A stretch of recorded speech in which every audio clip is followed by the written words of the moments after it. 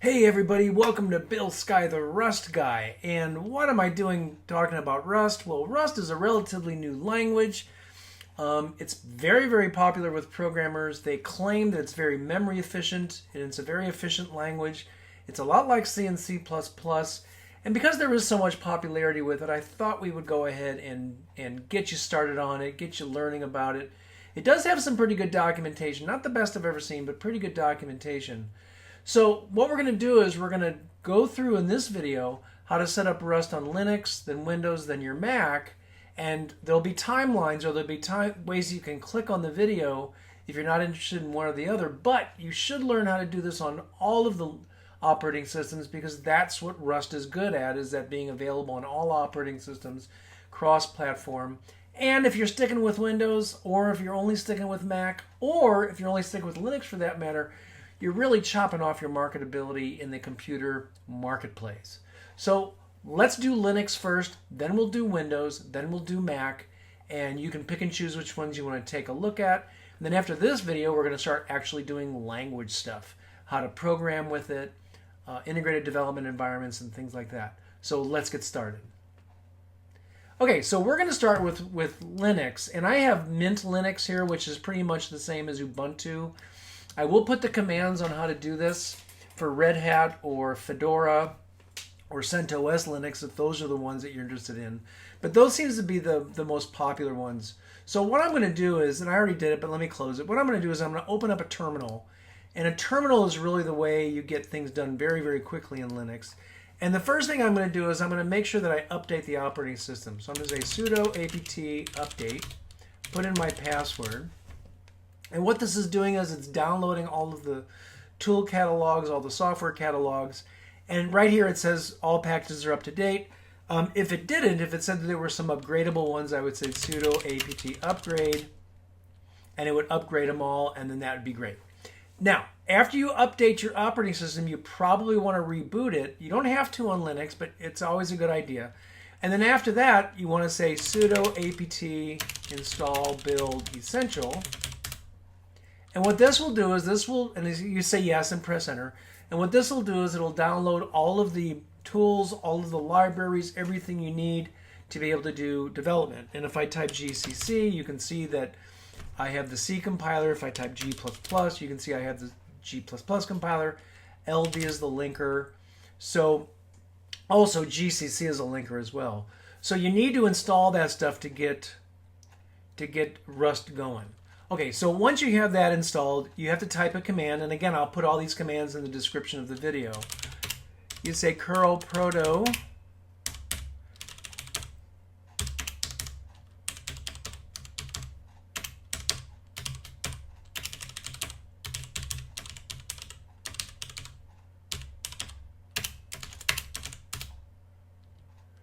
and I must have left out, yep, I think I left out a quote.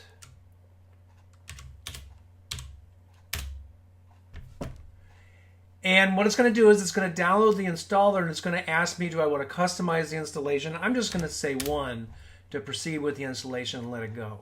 And what this is going to do is it's going to download the Rust language. It's going to download any tools that it needs. It's also going to download this thing called Cargo, which is a tool that does package management for Rust. Now, this is very similar on Mac. In fact, I'm even debating whether or not to do in this video about Mac because it's almost exactly the same. But on Windows, it's a lot like this as well. And so we're also going to download Visual Studio Code and get that set up. Okay, so there you go. So now how do I know that I've got Rust installed? Well, I can just type rust c. I typed that in wrong. Hold on just a second. So when I typed in rust c, what it did was it tried to access the Rust compiler, but because I need to restart my terminal, so I'm going to exit out of that. I'm going to bring up another terminal. I'm going to type rust c, and there it is. So we get information about the rust c statement. So let's create our first Rust program. Pretty simple. I'm going to change directory to my documents folder. I'm going to make directory Rust. Change directory to Rust. I'm going to make directory hello world. change directory hello world. And I'm going to go ahead and make my first Rust program. So I'm just going to use, I guess I could use nano. And I'm going to say main.rs. And I'm going to put in some code. So I'm going to create a function called main. Now, because Rust is compiled, you really need to have an entry point. This is horrible, isn't it? This color. So I'm going to get out of this. Oh, I didn't install Vim. VI is a very popular editor. So let's get Vim installed.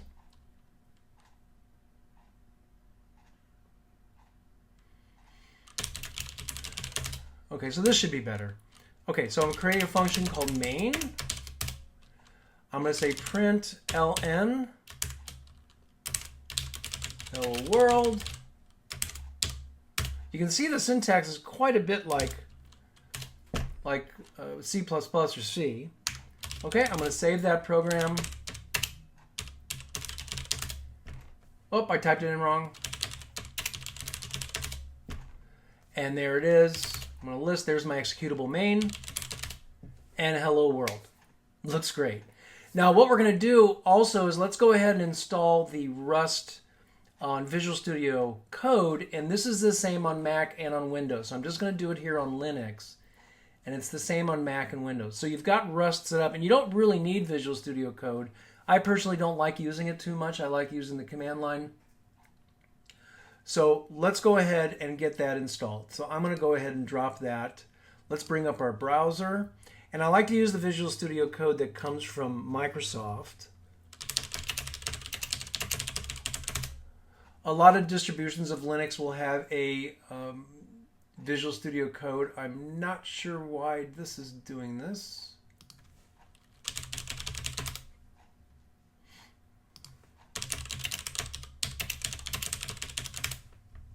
Okay, let's download the Linux version. Now, if you're using CentOS or Fedora or Red Hat, you're going to want to download the RPM version. But if you're going to be using Debian, Ubuntu, Mint, Linux, you want to download the DEB, the Debian. It's going to go ahead and download. And there's not too much to make this work. So let's go ahead and open up my downloads and let's install this. Now I could have done this from the command line on Mint Linux and Linux, but let's go ahead and use the GUI.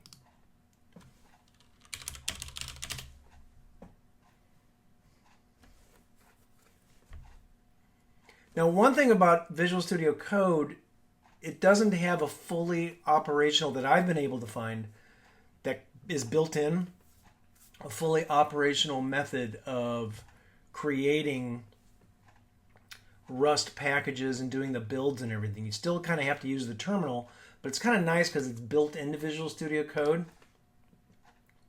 So let's go ahead and start Visual Studio Code. And this is the same on Windows and Mac. There's no difference. I don't feel like recording the same thing over and over again. Okay, so this is a brand new Visual Studio Code, so I'm just going to say done. I'm going to go over here to the extensions. And I'm going to type C++ because I do have C++ installed. And I'm just going to install all of the Microsoft C++ extensions. And then there is one extension up here. I'm just going to type Rust. And it's not what you think. It asks me what I want to set my, if I want it dark or whatever. Okay, so Rust Analyzer. That's what you want, Rust Analyzer. And you want it from the Rust programming language support for Visual Studio Code. There might be a lot more. I don't trust them from just people that throw those up there. I always like to use the one from the source. So I'm going to install the Rust Analyzer then. And that is one thing I do like about Visual Studio Code. There's a lot of support for a lot of different things. Okay, so I'm going to go ahead and close that. Now, for the very first project, for your first project for Visual Studio Code, it's not as simple as just starting Visual Studio Code and creating your own project. Because Visual Studio Code uses this thing called cargo. And so what we're going to do is, this is how we're going to do it. I'm going to go in here and open up a terminal. go to my Rust folder in my documents, and from within there I'm going to type a statement called cargo new hello world 2 and press enter. And what that does is cargo, as I mentioned earlier, it's a way for Rust to be able to download packages when you need them and things like that, and to manage your packages. So when I say cargo space new hello world, what that does is it creates this hello world 2. And I said hello world 2. So what I'm going to do is I'm going to change directory hello world 2, and I'm going to just type code dot. And code is Visual Studio Code, and it's going to bring up Visual Studio Code. And I'm always going to trust this. And I go to the src folder, and there's my Rust program. Now you can download Git if you want, that's fine, I'll do that later, but we don't really need it for this. So here's our hello world program that the cargo new statement actually did. Now, how do we build this? Well, I'm going to go up to terminal, and I'm going to say new terminal. And notice it's in the same folder as where our code is. And I'm going to say cargo. Actually, it's not in the src folder. It's in the parent folder. So you don't want to do this from the src folder. You want to do it from the folder that contains the src folder, right? I'm going to say cargo build. And cargo will download any files that you need, any applications, any libraries or whatever. But in this case, it really didn't need it. So that built it. And I'm going to say cargo run. And there's my hello world. Now, if you're wondering where the executable is, I'm going to bring up my file explorer. I'm going to go to Documents, Rust, and there's my hello world 2. And I believe it might be in Target under Debug. And I think that might be it right there. The best way to do this is to open up a terminal, ls, and there's hello world 2. That's the executable. So, oops. So if I want to run it from the terminal, I'm going to say hello world 2, and there it is, hello world. So there you go. So that is setting up Rust, setting up your development tools for Linux, and how to get a Visual Studio Code project ready to go with Rust. You can do that anytime you want. In fact, if I have Visual Studio Code open here, and I want to create yet another project, so I'm back into my Rust, I can say cargo new hello world 3, and then what I can do is I can come up here in Visual Studio. I don't have to say code dot. I can say open folder.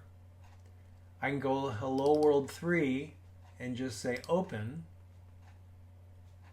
and there is my Rust hello world 3. Open it up, and there it is.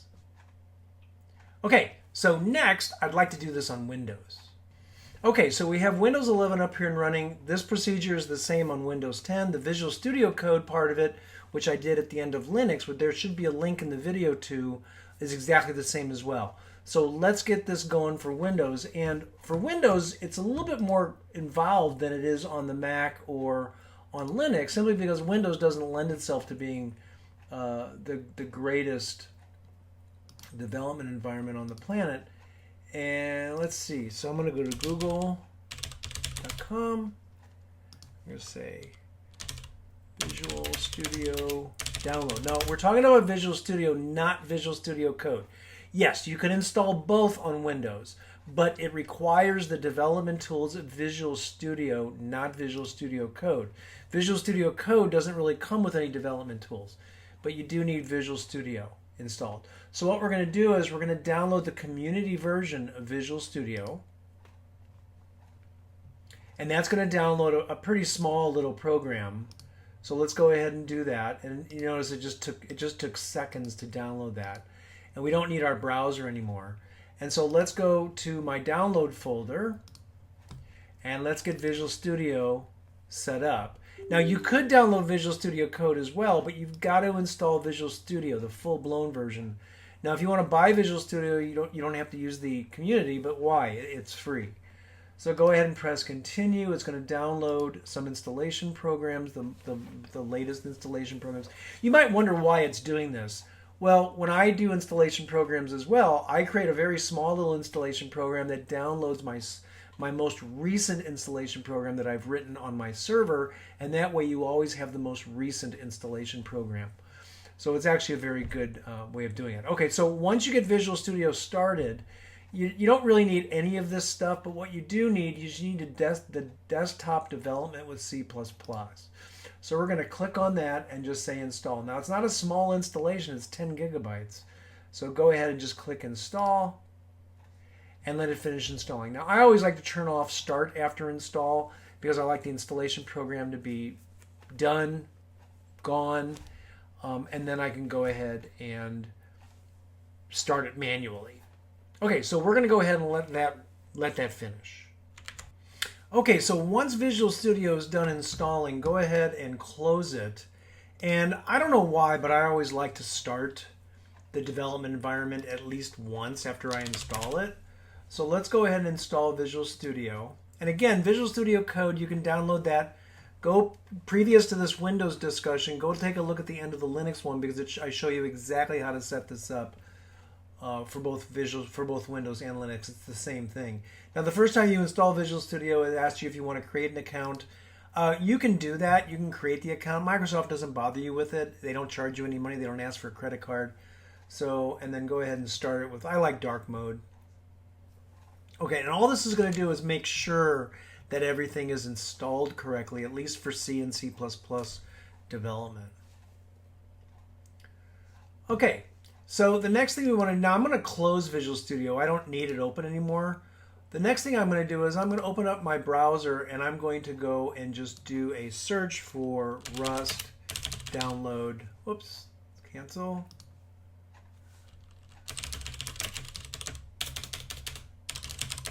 And the Rust website will actually see that you have Windows open, and it's Rust Lang.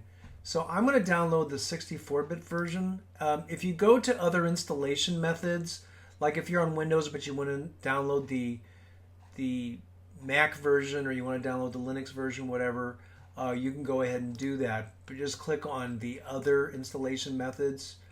You can see it right there. Okay. It starts up really, really quick. So let's go ahead and close that now. And let's bring up our Explorer. I'm going to go to Downloads, and I'm going to double click on Rust Up Init. Now, if you don't have Visual Studio installed, it's going to tell you we can't do this. We need Visual Studio and the tools installed. So let's go ahead and just select number 1 and let it install. Now, this is going to take a couple of seconds, and what this is going to do is it's going to install Cargo, and it's also going to install Rust, and you're going to be able to compile using just the terminal if you want, or you can do it with Cargo, whatever it is you want to do. We'll do it with both on this example on Windows. It's the same on Linux, it's the same on Mac. And go ahead and just let it finish installing.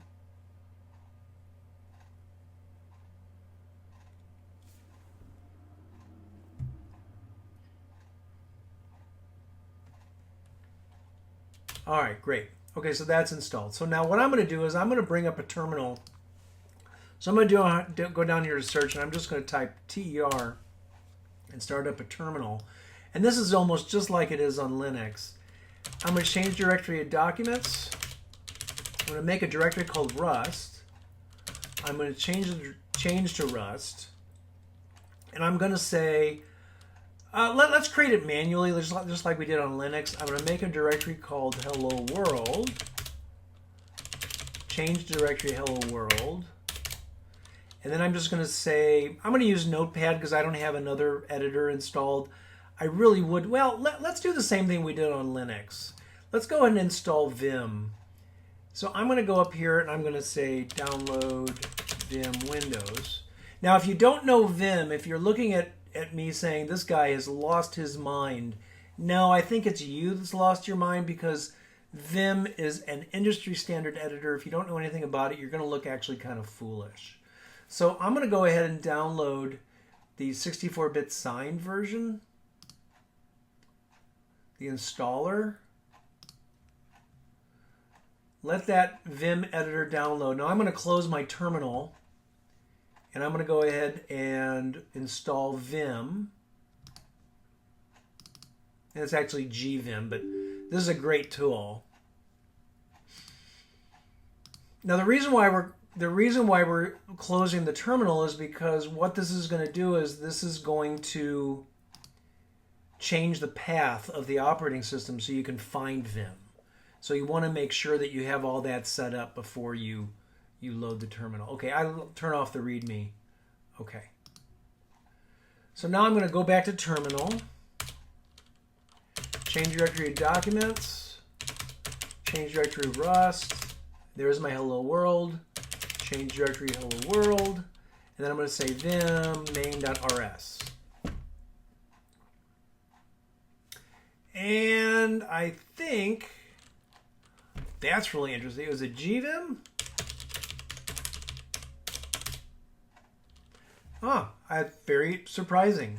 So let's go ahead and find out where Vim was installed. This is great to have these kind of problems. So I'm going to go to C, and let's see where it put it. I think it put it in program files, and there it is, Vim. So okay, it's under Vim 91.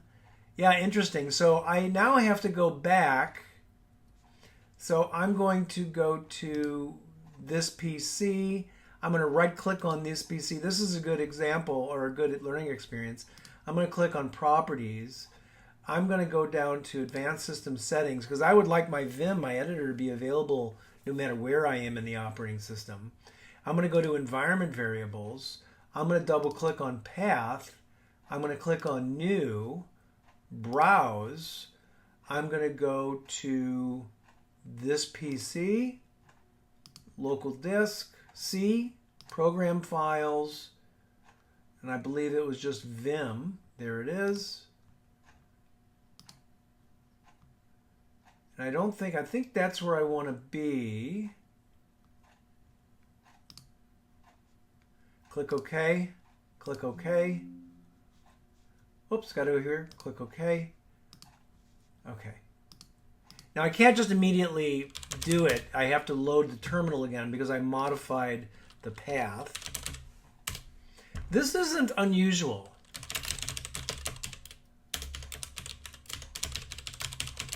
Okay, I'm now back here, so I'm going to say vim main.rs, and there's my editor. Okay, so I'm going to go ahead and put in function. Let me see, main. I'm going to say print ln, exclamation, hello world, and then close my brace. And I'm going to say Rust. See, I had to remember there for just a minute.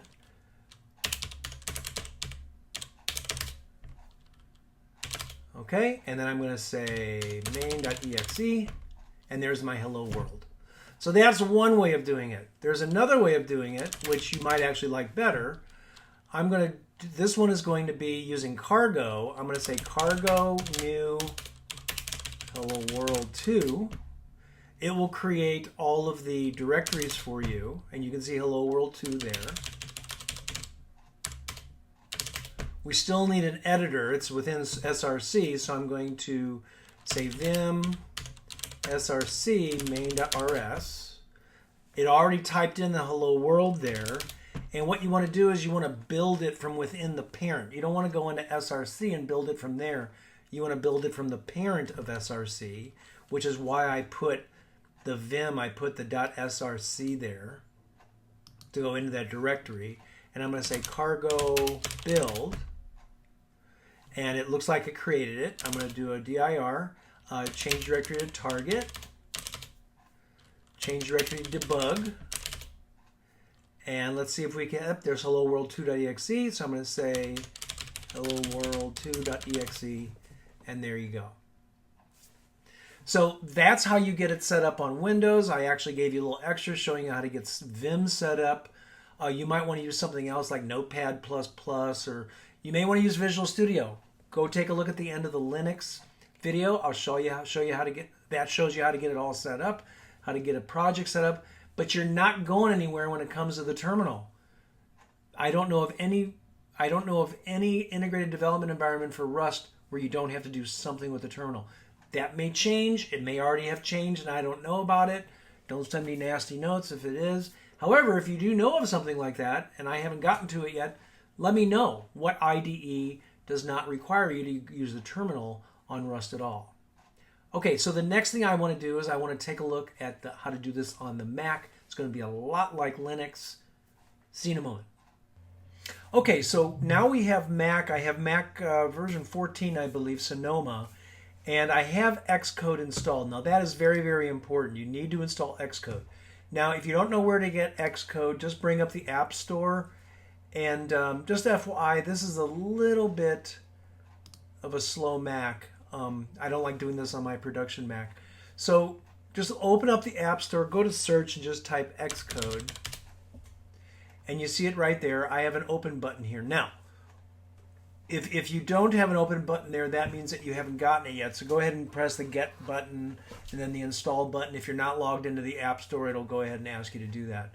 So install that and start up Xcode. Agree to the license agreement. Make sure you have Mac OS as a selection of what you want to download because it'll download a little bit more. This install, depending upon the speed of your computer, could take up to an hour. It does take a lot of time. There's a lot there. It has gotten better, I have to admit. But go ahead and do that. So once you get that done, then just like on Linux and Windows, you now have to, well, not so much Windows, but on Linux, you have to issue a command. And let me go ahead and copy that command. Again, I will put that command in the description of this video. But how do we get to a terminal? Well, go ahead and start up or open up your hard drive, go to Applications, go down to Utilities, and double click on Terminal. And I'm just going to go ahead and paste that in there. And what this is going to do is it's going to download the Rust compiler, the cargo package manager and everything. Go ahead and get that done. Select option number 1. Don't bother with option 2. And let this install. Now, if you don't have Xcode installed, when you try to install Rust, it's going to tell you no, you need to have Xcode installed because Rust uses some of the Xcode tools, and Xcode is what you've got to develop Apple Mac applications. Okay, so what I'm going to do now is I'm going to set Rust C just to see I have it installed, and it doesn't look like it's installed, and that's because I've got the terminal open. I've got to close the terminal, and I've got to reopen it. So now if I type Rust C, it's there. If I type cargo, cargo's there as well. So let's create our first application. So I'm going to change directory to documents. I'm going to make directory Rust. Change directory to Rust. I'm going to make directory hello world. And then change directory hello world. Okay. And I'm going to go ahead and I'm going to create my first program. So I'm just going to call it main.rs. And I'm going to show you another way to do this. Also, if you want to do it with Visual Studio Code, you can go ahead and download and install in Visual Studio Code. Take a look at the end of the Linux section of this video because it has the Visual Studio Code procedures and it's identical to what you do on Linux, Windows, and Mac. So I'm going to go ahead and put in a function main. I'm going to print ln. Whoops. Hello world. Boy, my fingers are tired. Okay, hello world. I'm going to go ahead and close it off. And now I'm going to compile it. So Rust C, main.rs. Notice up here it shows Xcode build up here. And that's because Xcode, once you install it, the first time you use a command line tool, it'll download additional tools from the Apple website or the Apple server. Go ahead. It doesn't take this long after the first time. And there you go. So if I ls it, there's my main. And there's hello world. Now let's do it the cargo way, which is the same on Linux and Windows. So I'm going to go to my Mac. You can see I'm in my Mac user documents Rust directory or folder. I'm going to say cargo new hello world 2. So that creates the entire directory structure. I'm going to change directory to hello world 2. And you can see that I have a source and src folder. I'm going to vim src main.rs, and it automatically created some code in there for me. And from within the parent of the src folder, I'm going to say cargo build, just enter. And it goes ahead and does it. It compiles and links it. Gives me some warnings because of the name of the folder. And if I go to target, whoops, change directory to debug, there's my hello world. And it says hello world. Or I could have just said from the parent directory, target, debug, hello world 2, and that works like that. So again, if you want to get this working on Visual Studio Code, go back and take a look at the end of the Linux section of this video because it shows you how to do that. Also, Cargo is a really good way of building your Rust applications because it also does download package management. If you're going to use something, it'll say, oh, they're going to use this, I'm going to download it. So it'll do a lot of good things for you. All right, so that's getting started with Rust on Linux, Windows, and Mac. I will put the commands, all these commands that I had to do, out on the description of this video. I'll also put the commands for Fedora Linux, Red Hat Linux, and CentOS Linux to make sure you can do that as well. So hope you enjoyed these videos. We're going to start off next with defining data in a Rust program, which I think is really interesting how they do it. It's really not any different conceptually to languages like C or C++. It is different. In fact, it even reminds me a little bit of BASIC, Visual Basic, or even the Standard Basic that first came out in the early 1980s by Microsoft. So I'm seeing a full turn. Now granted, Rust is much more efficient, I think, than BASIC was. And also, it doesn't seem that Rust requires a runtime. It compiles it down to machine code. Another thing we're going to look at is just how do those languages compare on speed and executable size and things like that. So we're going to do a lot of stuff here. I'm working on a lot of different playlists on my channel. I'm going to get to this as quickly as I can. And I'll tell you one thing, I hope to see it in my next video.